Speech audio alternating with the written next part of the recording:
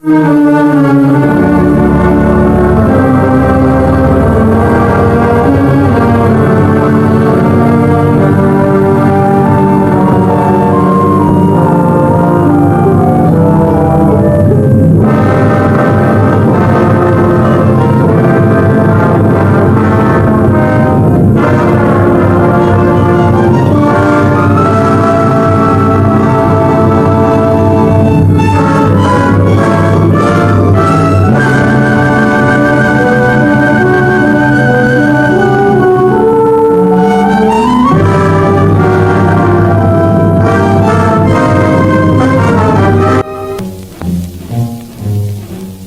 day that we have with the birds in the woods, twittering their necks a hand in the air, began with a smile and then as a tune, tra-la-la-la, that's the merry hunter song. Come, let's sing this merry tune. The world is filled with happiness. Remember the day when we'll all sing again. Tra-la-la-la, that's the merry hunter song.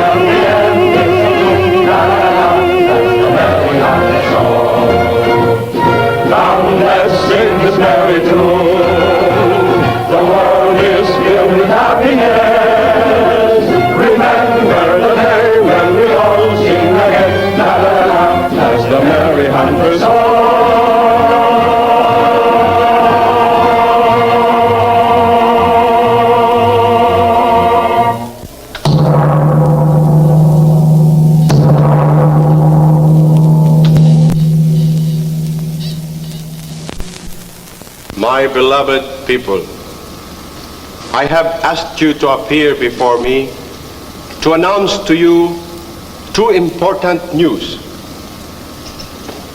4 days from today will be the full moon. On that day, my son, your favorite prince, arrives from abroad.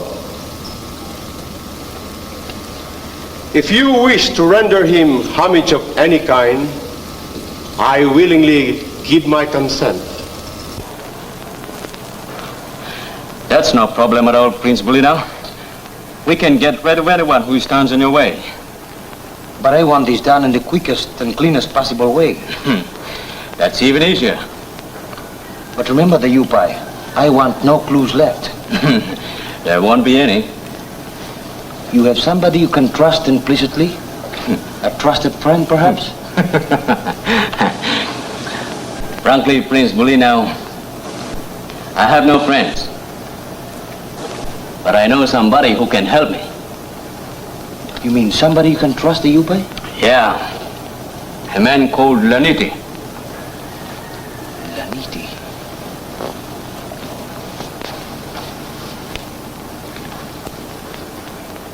Laniti? Yes. I seem to recall him. I think he can be trusted. Just tell us what you want done. Good. Tell Laniti to meet us at the turn of the road that leads to the lake. When? At moonrise. I shall not forget. At the turn of the road at moonrise. Good.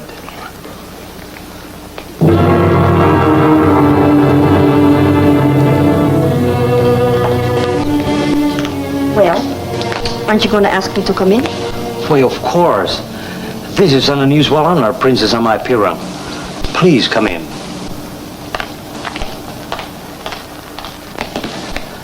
Oh, please, Princess. This is much more comfortable for you.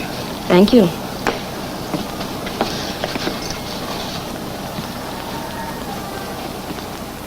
These mangoes are very rare this season. They'll melt in your mouth. These fruits are as irresistible as your charm, Prince Bulina. As exquisite as you are, Mayroon. You know, you and I have very much in common. I'm flattered. It's true. You and I have been the victims of the same person. Are you referring to my cousin Caleb? I'll let you guess. You don't know how much I've suffered. He promised to give me the throne when his wife, my sister, died. Instead, he gave the rights to his son Sigore. Oh, the humiliation. I understand. You see now why I'm such a lonely woman. A lovely woman like you, Princess Mayroon, shouldn't be unhappy. Your understanding is very great. So is my affection. I don't understand. I'm glad you came to me, for I can help you. Can you? I wish to say something and cannot. And that is? You might think me bold. A woman likes a bold man. I'd like to express my... Your love? You guessed. I know. How? You may also think me bold if... Say it. Why deny it? I too feel a strong affection. For me? You find it strange? Mayroon, you and I can have the world at our feet someday. I don't ask for much. The throne will be enough. The throne? Yes. Then you shall have it, if you'll help me. I am your slave, Prince Bulinao.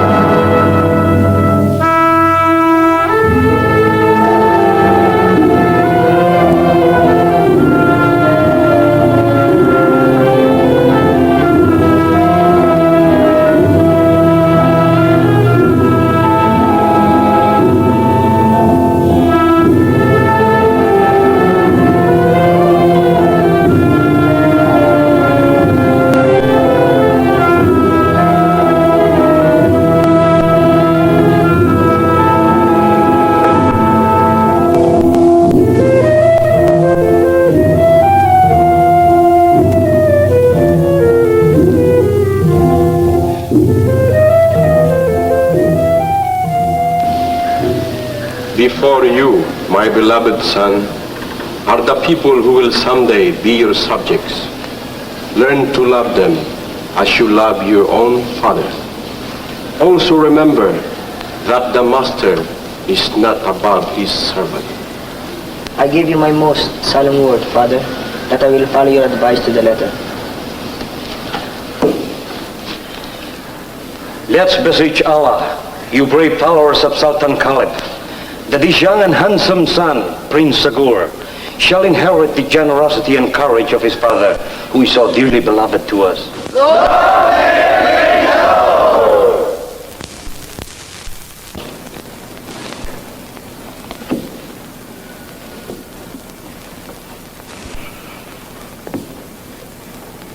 When I was away, I often thought of all of you. I long to be back to this happy land of ours. There's something I wish to tell you. Something that some among you may find strange. But first, I must ask my father's permission to say it. Go ahead, son. In all the lands I visited, I saw a select few wallow in plenty, while the majority starved. I could not stand this unusual situation, this inhuman injustice. So I shall ask my father to grant each family a parcel of land which they can cultivate and call their own. Property which will be yours, and which you could hand over to your children and to your children's children. I know that my proposition is not only unusual, but also, to some of you, those who are selfish and greedy, ridiculous. But I want to see you happy and truly contented, and I'm sure my father agrees with me. That it is only by owning something that happiness can be enduring. There's something more. I shall also ask my father to erase all discrimination among his subjects. Fair justice should be rendered to the poor with the same impartiality as that given to the rich and powerful.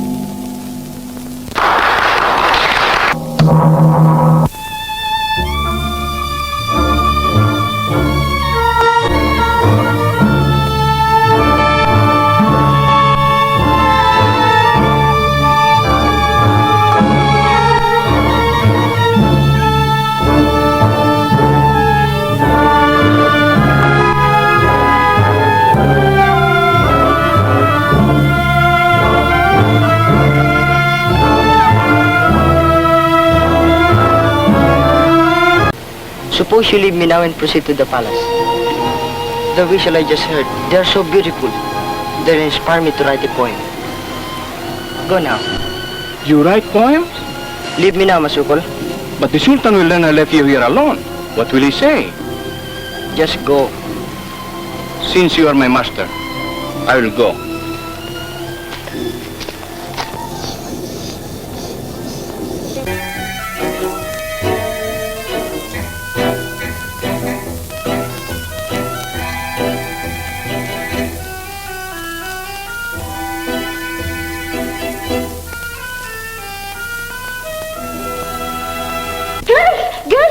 Sigore! Where? They're entering the palace gates. All right, girls, don't leave your places. Don't leave the room.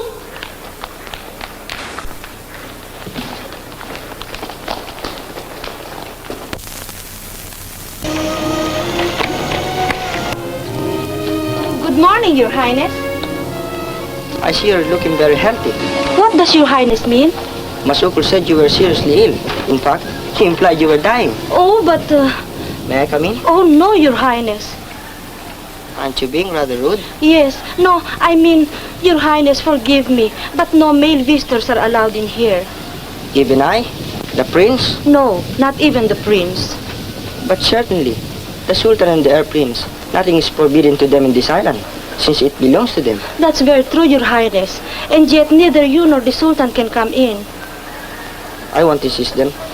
But remember, I won't be able to sleep from now on. I lose my appetite. I'll probably fall sick. And all because of your unreasonable selfishness. Goodbye then. Your Highness, how can I explain to you? If I let you in, they'll cut off my head. Cut off your head? Yes, that's the penalty if I let you in. However, if Your Highness insists, there's nothing I can do about it. I'm willing to be beheaded. Suppose we make a pact, Banay-Banay. You let me in and we'll keep it a deep secret between us. If you insist, there's nothing I can do about it. Thank you, Banay-Banay.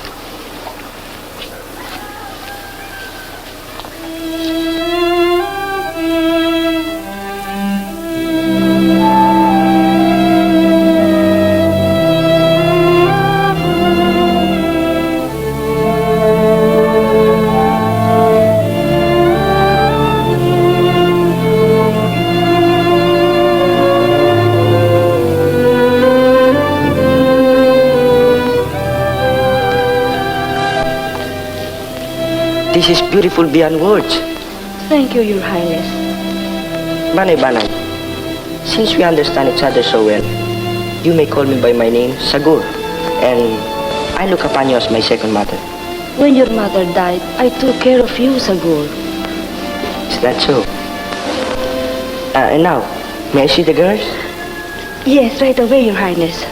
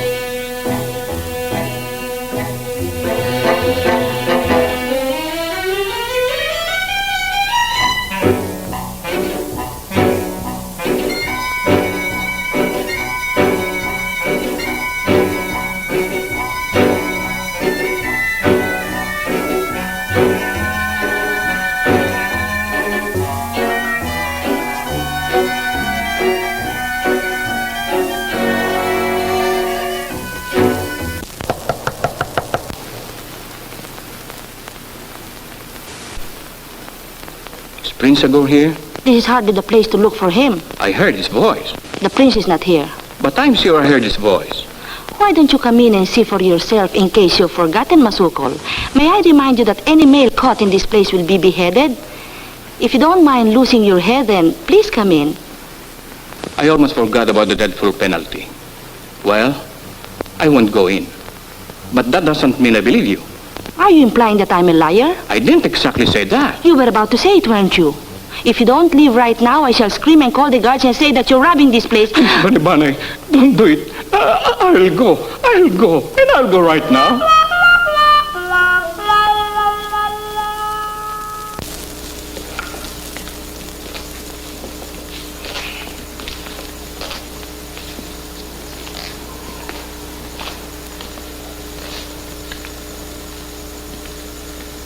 Gentlemen, please be seated. I've been looking for this. Where did you find it? The Sultan was very hungry, so I had to prepare this myself. Please serve it to him. Just a minute. This is for the Sultan. Thank you. The prince seems very happy. This afternoon, the prince got lost for 2 hours. Could that be the reason for his happiness? My son lost for 2 hours? Where? Your Highness, your son refuses to say where. Weren't you supposed to be with him, Masukol? He was, but I wanted to write a poem in peace, so I asked him to leave me. Do you want to hear the poem, Father? Some other time, son. My head is beginning to ache. I think I'll rest. Please excuse me, gentlemen.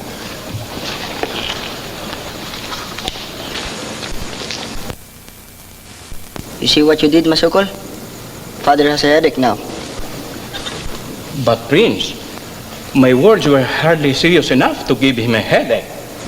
You and your idle tongue. Could the Sultan be sick? I suspect the Sultan is seriously ill.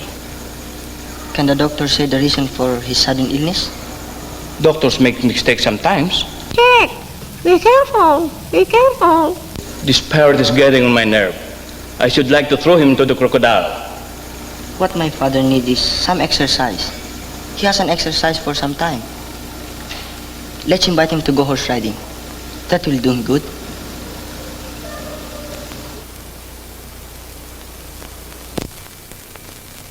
On guard, please. Ready, steady, gentlemen. Fence. Oh! Where's my polo? A fencer, eh? A fencer. Poor fellow. Why, here comes my father. He's in uniform. Maybe he wants to give me a bout. Possibly. You're right, my son. I'm an old hand at this game. Are you prepared for a short bout? Why, yes, Father. I always dream of the time I could fence my own father.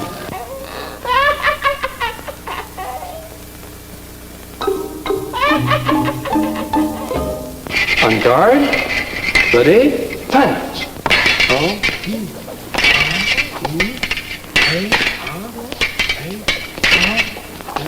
Oh, touche. Touche for Sigore.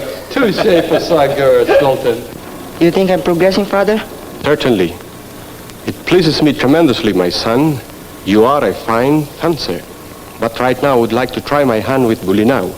Masukol, tell Prince Bulinaw to come down here. Yes, Your Highness.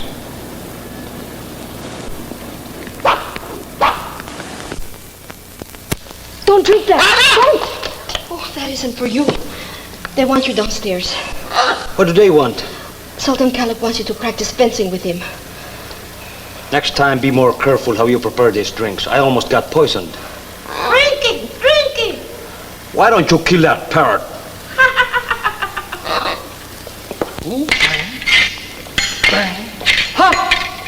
Here comes Principal and now. Dang Sigay, come here. Yes, princess.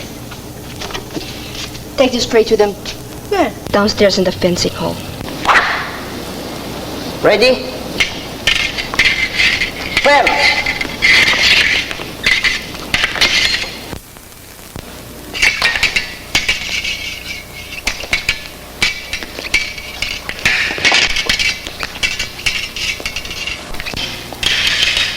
Father seems to be tiring. I wonder what's wrong. That's not like Father. Don't fool yourself. He's obviously acting. Oh, I see. Setting a trap, huh? That's it. Just watch and wait. If this weapon were pointed still, you, my dear cousin, would be dead right now. You're very right, my dear cousin. But it also looks like you're not as ill as we thought.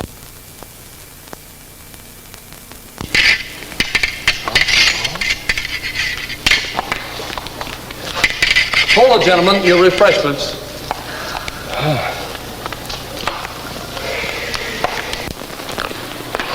This is for you, my dear cousin. Thank you. Sigore. Thank you.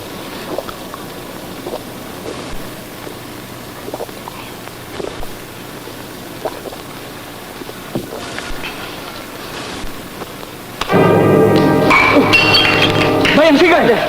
Get your mother, quick!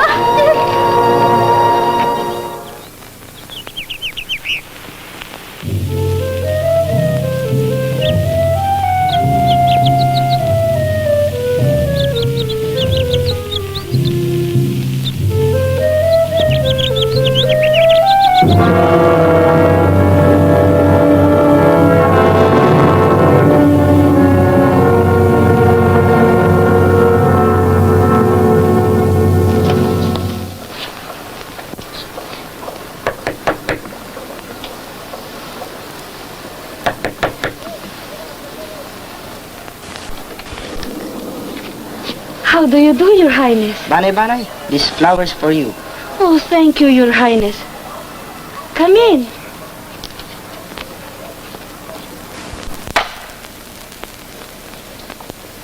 Check.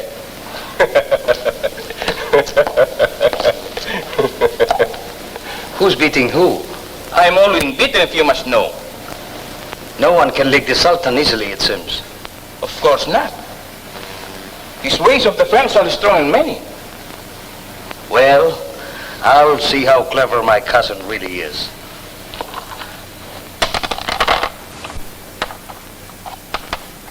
You, bully now? You'll have to beat my son Sigore first before you can beat me. Prince Sigore is really good in the game. You can't beat him. I'll call the prince. Masuko, don't disturb him. He's enjoying himself with his friends. Who are these friends? Why, his beautiful friends. Didn't you know, Caleb? Beautiful friends? Girls? Why, girls, of course. How did he meet these girls? There are many girls in a place called... let me see. Yes, if I'm not mistaken, I think they call it the Golden Chamber. The girls from the Golden Chamber? But surely, my dear cousin, your son has the right to enjoy the company of girls. But girls from the Golden Chamber? Never! Masukol, call Amay Pirang Dying Siga immediately. Yes, sir. Hurry!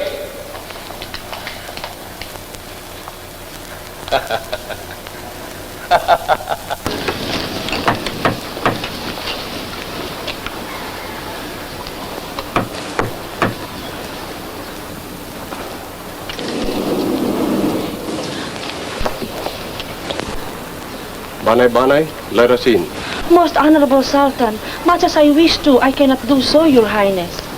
Didn't you allow male visitors enter the Golden Chambers? I haven't, Your Highness. Then will you allow Princess Amay Pirang and Dayan Sigay enter so they can see for themselves? They may come in, Your Highness. But if you think there is nothing inside that will interest them, I give you the privilege of stopping them. I'm sure there's nothing in there that will be of great interest to them, Your Highness. But if they want to, they may come in. I think there's nothing there that will arouse our curiosity. I think so too. And we won't go in there anymore, Dying Sigay. It won't be necessary. Bulinaw, are you sure you saw Prince Sigore enter this place? If I'm not mistaken, I did. Will you swear by Allah, Prince Bolinao? Well, on second thought, I'd rather not. You see, I had no witnesses. Therefore, you admit you might have been mistaken. Maybe. But I'm sure I saw him enter. Well, Princess Amay Pirang, take Dayan Sigay with you. Go in and find out for yourselves. I want to be sure about this.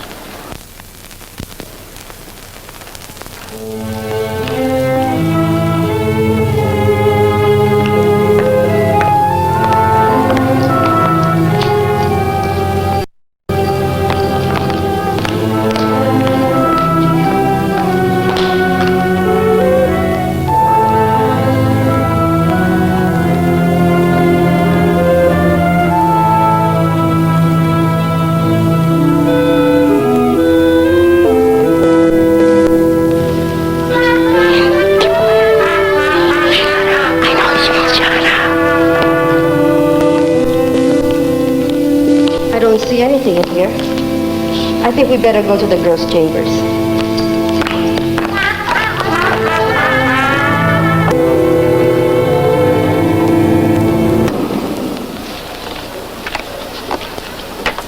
Amay Pirang, are you satisfied with your inspection? Yes, I am.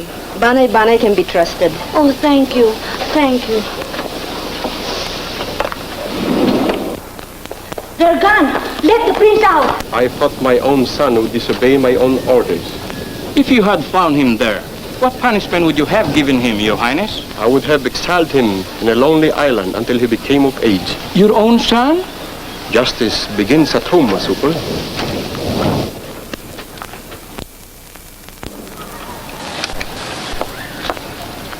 Pass through that road. They won't see you. Hurry.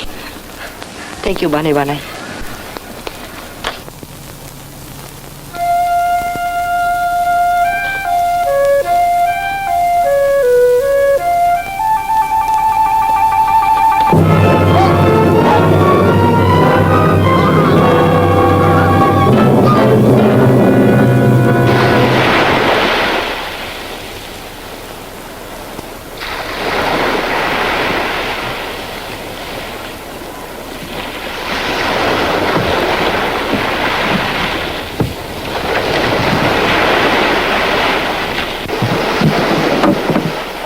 Why don't we just take the boy to an island and leave him there?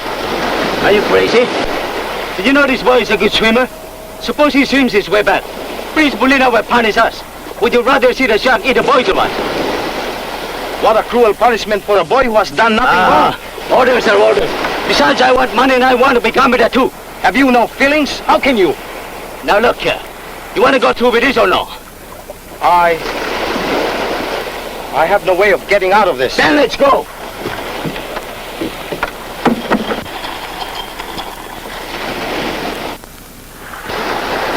This is a quiet way to kill somebody. Yes. Look here. Big sharks. It could kill us both. One of us at least, eh, Dayupay? You and your jokes, Lanidi. I'm not joking. Prince Sigore has done nothing to deserve such a death. It's you who deserves to die. Are you insane, Lanidi? Don't come near me. Don't.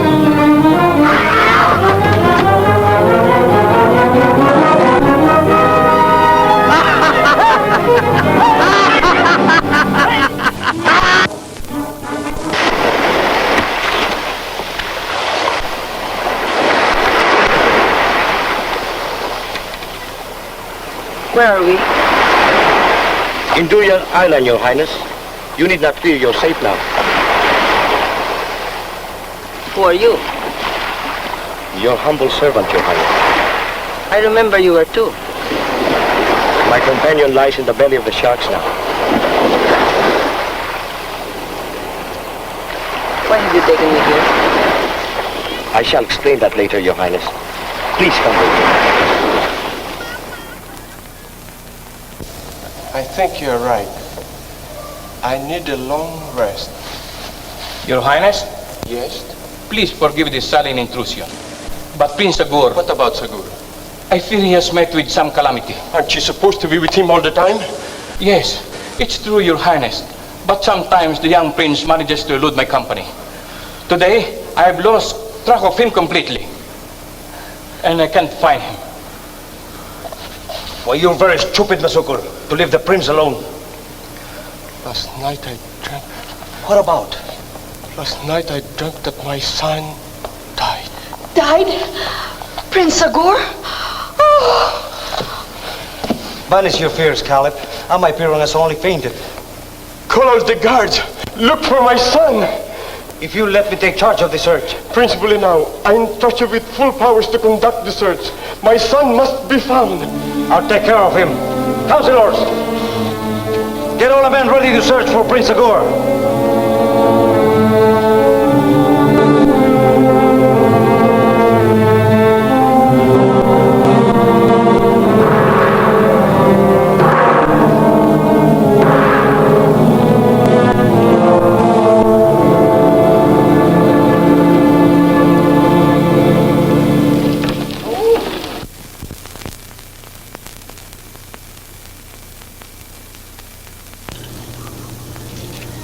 I have never tasted such delicious food. Your Highness flatters us too much. You are eating what we poor people eat. I assure you, I like them. Perhaps, when the prince shall become a sultan, he will find this food distasteful. To prove to you that I am serious, when I shall become a sultan, I shall appoint Ana Mintang princess of the palace kitchen. But I cook better than my daughter. But Salima, you will be the wife of Datu Laniti. Datu? Thank you. Thank you, Your Highness. Laniti! Laniti, there's a dead body on the beach. A dead body? Yes. I wonder if... Wonder what? Nothing. Come on, let's go.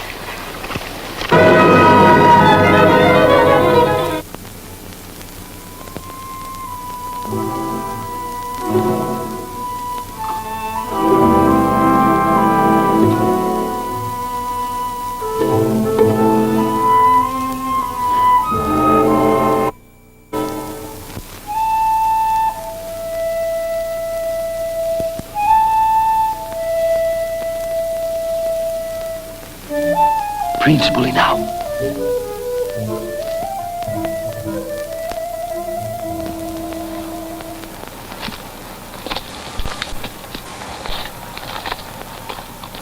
I've been waiting for you. What happened?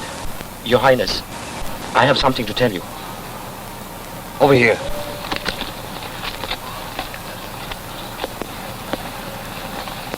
I bring you bad news, Your Highness. Speak up. The Yupai, he had an accident. An accident? What happened? You see, while the Yupai and I were about to toss Prince Sigore, the Yupai did not notice the slippery floor and he fell into the sea. And Prince Sigore?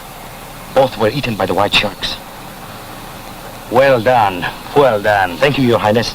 I buried the body of the Yupai in a nearby island and kept his clothes. His clothes? Did you say you have the Yupai's clothes? Yes, Your Highness. I've got a brilliant idea. Bring the Yupai's clothes to me. I'll do that, Your Highness.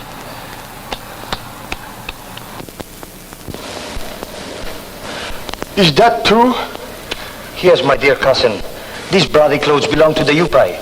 He wanted to save your son, Sigore, but unfortunately, they both fell into the sea. And the sharks. Take those bloody clothes away. Only a few days, my beloved, and you shall be my sultan. How anxiously I await that day. Don't be impatient, Ama Pirang. My cousin is becoming weaker every day. Shh.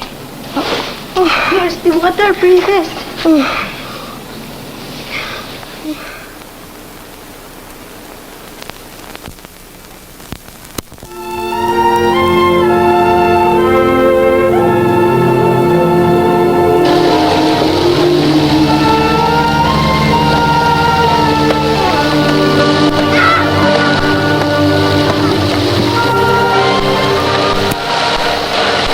Catch a fish.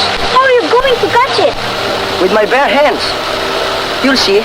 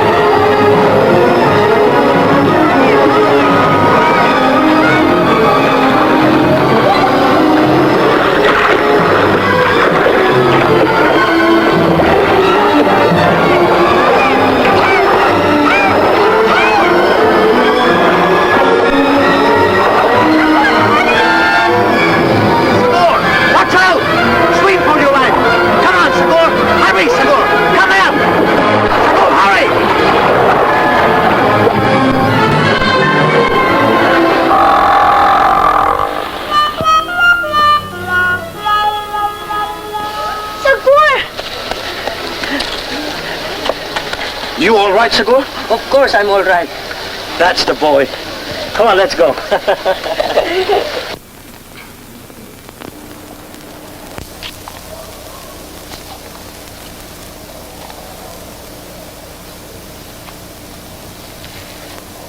counselors, I'm now convinced beyond any doubt that my beloved son, Prince Sigore, is dead.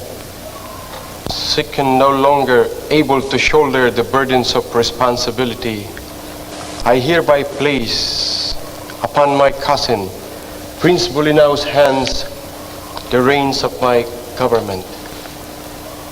Thank you, Cousin Caleb.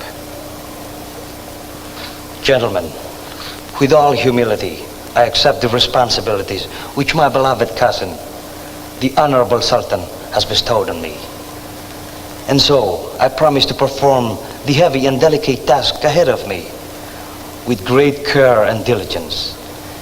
And another thing, gentlemen, I wish to announce to you my coming betrothal.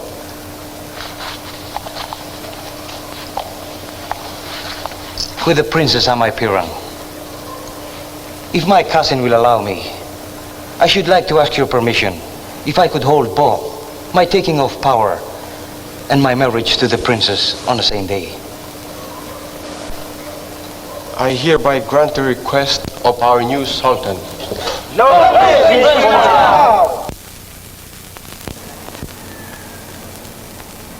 Through the grace of Allah, I bestow on you the powers to head and lead the whole people of this empire. Your new Sultan Bulinao and Sultana Amaypira.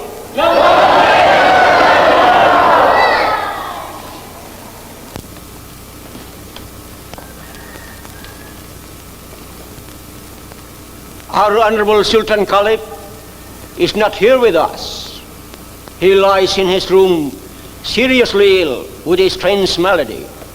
Let us all pause and bow and request Allah to restore his health. Let us all pray.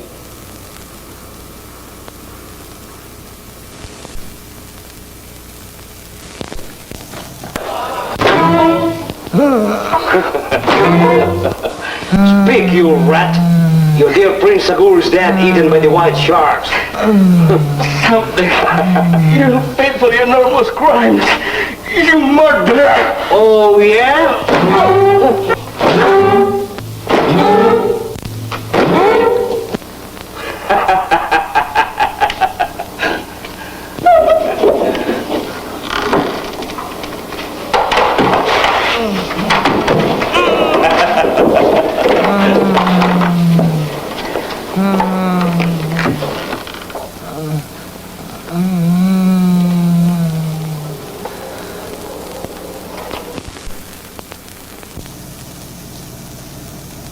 Find all those who are against me and imprison them. And to those who were given lands by Prince Sigore, demand that they pay their taxes to the palace by giving half of their harvest. If they refuse, confiscate their property. Is that understood? Your Highness, your orders will be carried out.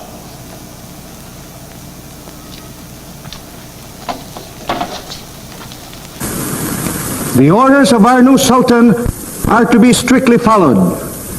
Taxes must be paid yearly. Half of anything you harvest must be turned over to the palace. Failure to do so will mean imprisonment and confiscation of your land.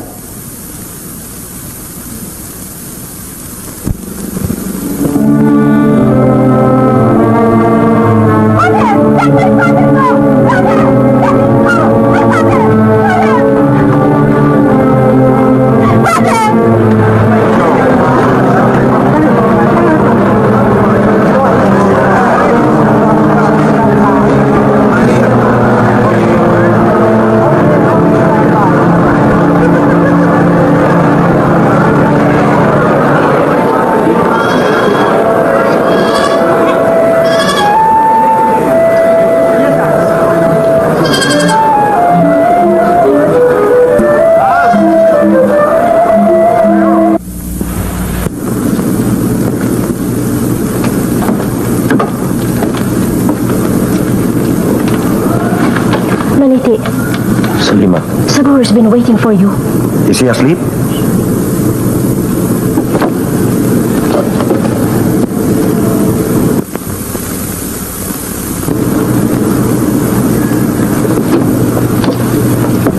bring bad news from the palace. What?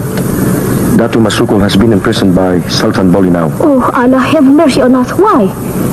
Masukul refuses to recognize Bolinao's sultanate. Does Sultan Khalid know about this?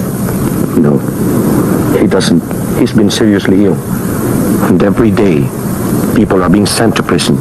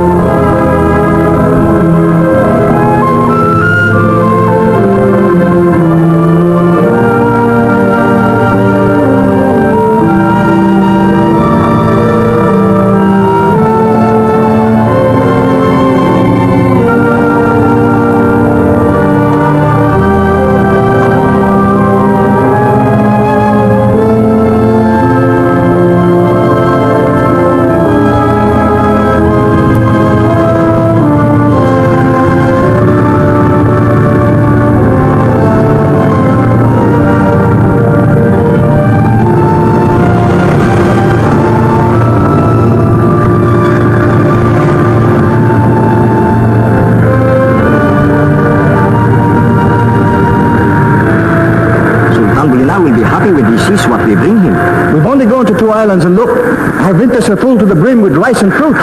Shall we take anything from this island? Nah, we'll just get some water.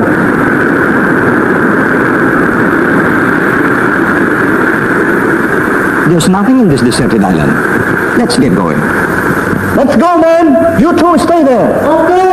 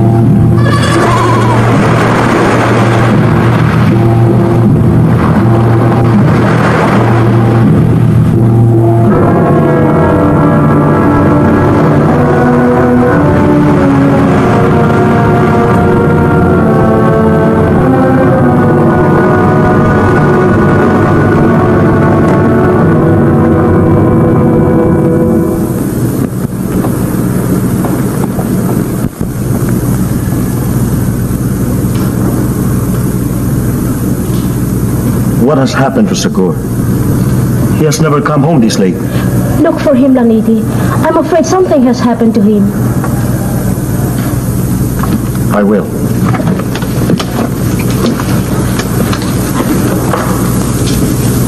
Mother, I'm worried. Let's help Father find Sigore. All right, my child. Let's go.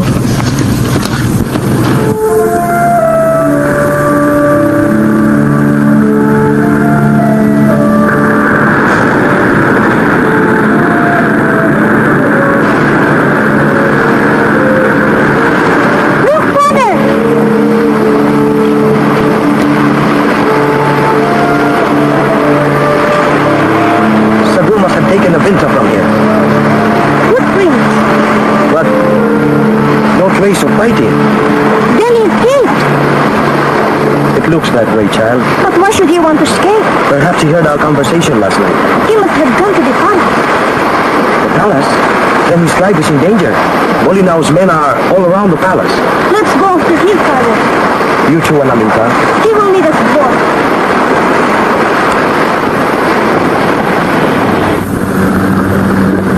What do you say? Do we go to our homes first or to the palace? We better go to our homes first. We better bring half of this cargo to my place, the other half to the palace. Later on, we'll divide the half among ourselves. Bolinao cheats the people, now we cheat Bolinao, eh?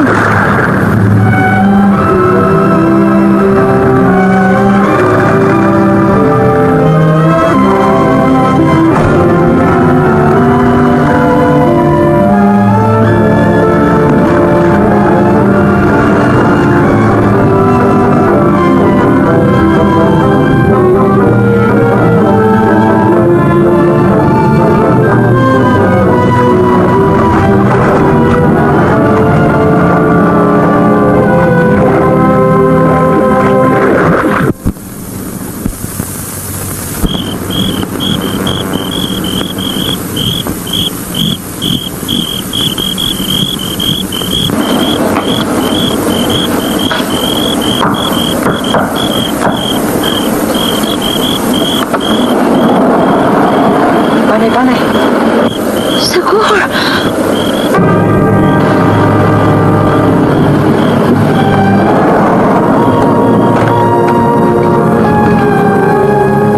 Panay. Sigore, you're alive after all. I'll explain to you later. Give me something to eat. I'm hungry. Come with me.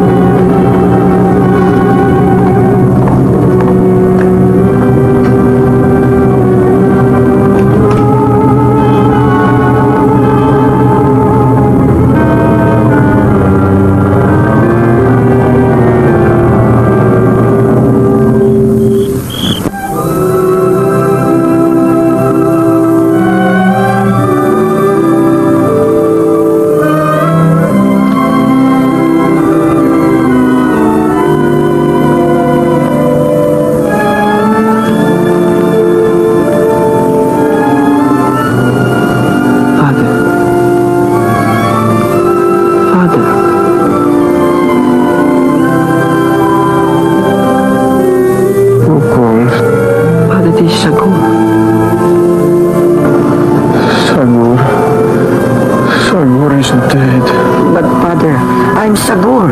They tried to kill me, but I'm here now. Sigore, my son.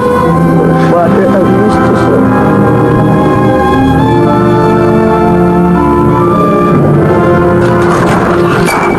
Oh, you stupid parent. You bring me no luck. Bulinaw and Amay Pirang, and I trusted them so much. What a fool I was. Not so loud, Father. Our lives are still in danger. What will you do, son? For the time being, I'm hiding in the golden chamber. Tell no soul about my coming back. And Father, take no food or drink given to you by Amay Pirang or Bulinaw. Till we meet again, Father. May Allah guide you, son. Take care of yourself.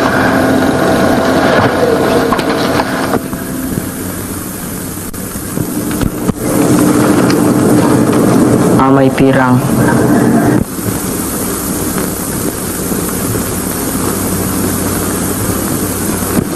Why do you poison my father?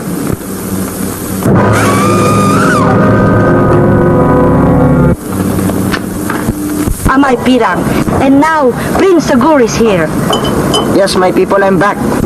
Bulinaw ordered me eaten by the sharks, but Laniti saved me. Bulinaw and Amay Pirang poisoned my father. We must avenge all these cruelties. Are you with me? Yes. Then let's unite. We must punish only two persons, Bulinaw and Amay Pirang. No!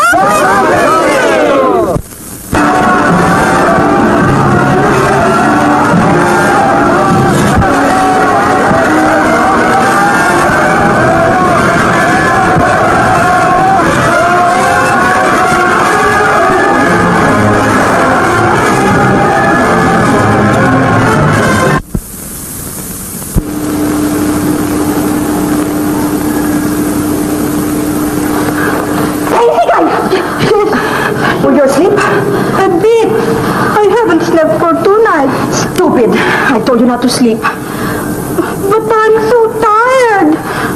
Keep awake and watch over me. I don't want to be left alone. Please, Your Highness, may I drink some coffee? It will keep me awake. Be quick about it. I don't want to be left alone. Yes, Your Highness. Thank you.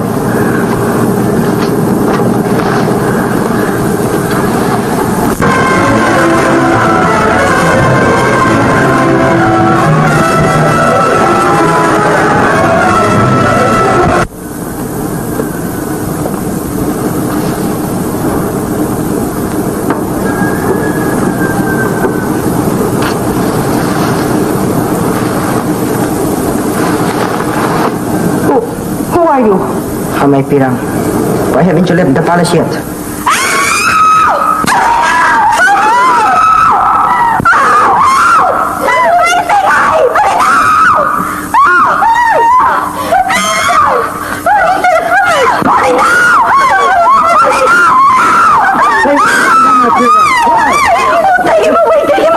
Take him away, who? Oh, Sigore, he was here a while ago. Oh, take me away. I'm going to die. I'm so afraid that I can't stand. Don't worry, dear. I'll take you away. She has been worrying too much lately. What she needs is something to do which will entertain her. Well, by all means then, Doctor. Let's have a feast here in the palace. Invite everybody.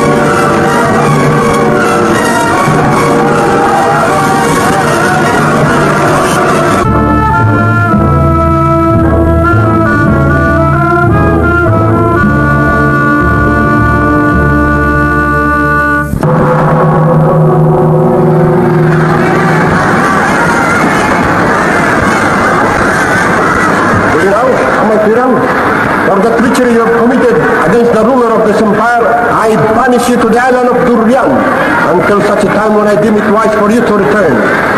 Guard, take him away.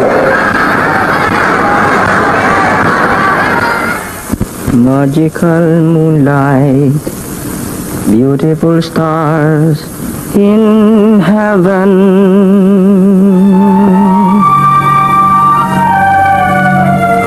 Makes me romantic if you are in my arms.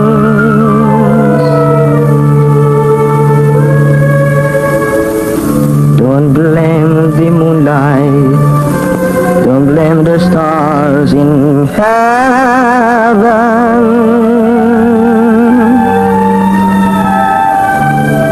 because you know I love you so.